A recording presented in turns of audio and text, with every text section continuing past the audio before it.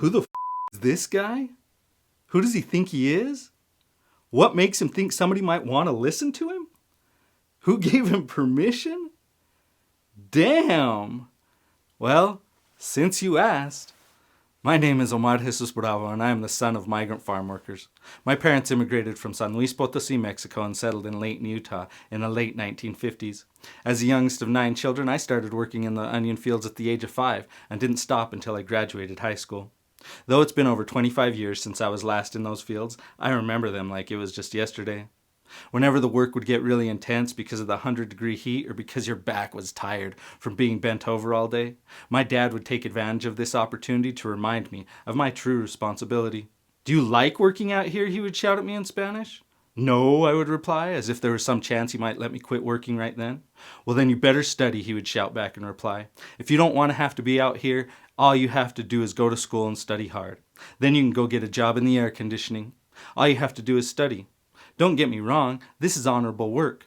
The dollars are just laying here, waiting for someone to pick them up. But most people are either too lazy or too arrogant to come and get them. But not us. We're here." As it turns out, he was right on all counts. It is honorable work. Most people are too lazy or too arrogant to get their hands dirty. And though he only ever finished the 6th grade, he understood that education is the great equalizer. But it wasn't just studying hard that got me out of the fields. I was 12 years old and Beatriz Espinoza was in her 60s when I met her. She was all of about 4'11". She had jet black hair, wore great big grandma glasses, and was the most wonderful community leader. In addition to being a retired nurse and a special education teacher, she also ran a community group for at-risk Latino youth called Corazon. Despite her small physical stature, she had the respect of some of the biggest and toughest gangsters I had ever seen. For some reason, she saw something special in me that I never saw in myself. Without my asking, she was always putting me in some kind of leadership role. At first it was simple tasks like collecting permission slips, but then it grew into weekly tasks of calling all the members and reminding them about the meetings. Eventually, she appointed me Corazon President, which entailed me running the weekly meetings and oftentimes teaching the skills lessons to the group. Outside of the group, she hired me to mow the lawn of her tiny church, strip the shingles off her daughter's house, and set up concert chairs at the city amphitheater where she was on the board of directors. This was all amazing, but it was in my freshman year of high school when she hired me for the summer to be her teaching assistant at the migrant school that she truly changed my life. Working in the air conditioning, making a quarter above minimum wage, helping kindergarten students say their ABCs and jump to shapes, and playing basketball at recess. It was a dream compared to working in the fields. Fast forward through the next 10 years and many more wonderful mentors, I went to college in California where I got a computer engineering degree and was president of my Latino-based fraternity. I worked at IBM as a software engineer, then I got recruited to move to Dallas and then Florida to do technical sales at Texas Instruments. I got married to my college sweetheart after following my career across the country and then quickly divorced when it became apparent that we were both too selfish and too immature to be married. I had a 6-figure salary, a luxury lifestyle, and no compelling future to speak of. It was here that my quarter-life crisis began. I distinctly remember driving through Orlando in my luxury sedan that was paid for by the company's generous car allowance, when out of nowhere the question popped into my head. If you died today, what would be written on your tombstone? At that moment, the only thing I could come up with was above average semiconductor salesman, at which point I knew it was time to make some major changes.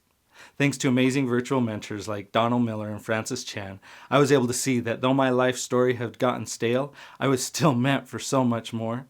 So I quit my corporate job and I took a 2-year sabbatical where I traveled around the world doing humanitarian work in developing countries and teaching pottery lessons on cruise ships with my now wife Bonnie. After this sabbatical is when I started teaching web development and graphic design at technical colleges, which I've been doing for the past 12 years.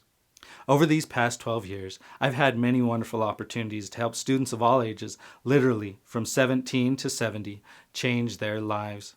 While most of the guidance I've provided has been in the realm of technical assistance and career advice, I've coached enough alumni through enough life trials that I've grown confident in my ability to help people find their own personal promised land of success. And this, my friends, is why I'm here today. Because I've been blessed with countless outstanding mentors and coaches, IRL and virtual. Because I've had to learn so many hard lessons on my own. Because I've seen the positive impact I've been able to make on others. Because I see a need for these strategies to be passed along. And because this is how we honor the legacy of those who have walked the path before us. The moral of this story is that my mentors and coaches have made all the difference in my life, and in turn my wife's life and the lives of my 5 children. Not only did they guide me towards success, but they also called me to pay it forward to those who will come after me. So, this is who I am. This is who I think I am. This is why I think somebody might want to hear what I have to say. And this is who gave me permission. If you agree, I invite you to come connect with me on social and check out the growing resources on oralesuccess.com. And if you disagree, orale.